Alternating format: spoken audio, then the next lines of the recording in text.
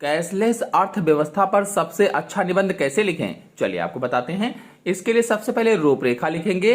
रूपरेखा में प्रस्तावना, कैशलेस अर्थव्यवस्था क्या है, यानी इसका अर्थ, कैशलेस अर्थव्यवस्था के उद्देश्य, कैशलेस अर्थव्यवस्था के लाभ और हानियां तथा उपसंहार। फिर पहली हेडिंग डालेंगे प्रस्तावना और लिखेंगे कैशलेस अर्थव्यवस्था आर्थिक व्यवस्था का वह स्वरूप है जिसमें धन का अधिकांश लेन देन cheque, credit card, debit card, net banking, mobile से भुगतान तथा भिन्न भिन्न डिजिटल माध्यम से किया जाता है।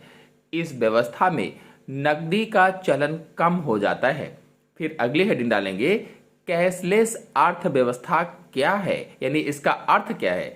तो क्रेडिट कार्ड और नेट बैंकिंग के माध्यम से लेन देन के लिए डिजिटल भुगतान करने की विधियों को कैशलेस अर्थव्यवस्था कहते हैं। कहने का मतलब यह है कि आर्थिक व्यवस्था का वह स्वरूप जिसमें धन का अधिकांश लेन देन cheque, credit card, debit card, net banking, mobile से भुगतान और भिन्न भिन्न डिजिटल माध्यम से किया जाता है, कैशलेस अर्थव्यवस्था कहलाती है। फिर अगली हेडिंग डालेंगे कैशलेस अर्थव्यवस्था के उद्देश्य। इसका मुख्य उद्देश्य भारत को डिजिटल रूप से सशक्त समाज में बदलना है। कैशलेस अर्थव्यवस्था का उद्देश्य अर्थव्यवस्था में प्रचलन से अवैध धन की आवाजाही को नियंत्रित करना, लेन देन की बेहतर ट्रैकिंग करना और किसी भी स्थान से किसी भी समय वित्तीय लेन देन को ले जाने में सहायता करना है।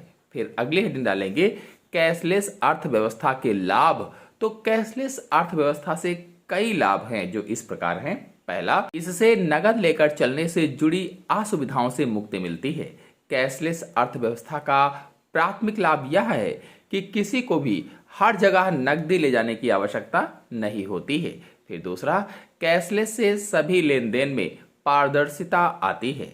इससे अर्थव्यवस्था में काले धन पर प्रभावी नियंत्रण संभव है, क्योंकि इससे आर्थिक लेन देन के ब्यौरा का पता चल जाता है। इससे अर्थव्यवस्था में भ्रष्टाचार पर अंकुश लगाने में मदद मिलेगी।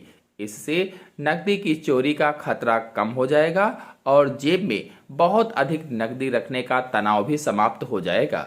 नकली धन का कोई खतरा नहीं है, क्योंकि पैसा सीधे बैंकों से भेजा और प्राप्त किया जाएगा।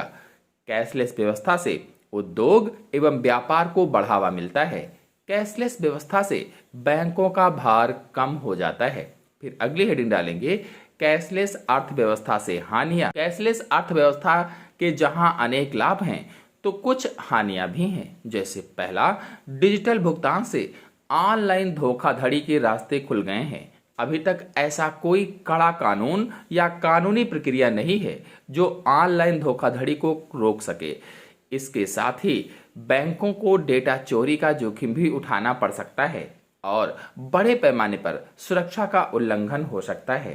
भारत में वित्तीय निरक्षरता और डिजिटलीकरण के प्रति झिझक कैशलेस लेन देन में सबसे बड़ी बाधाएं हैं।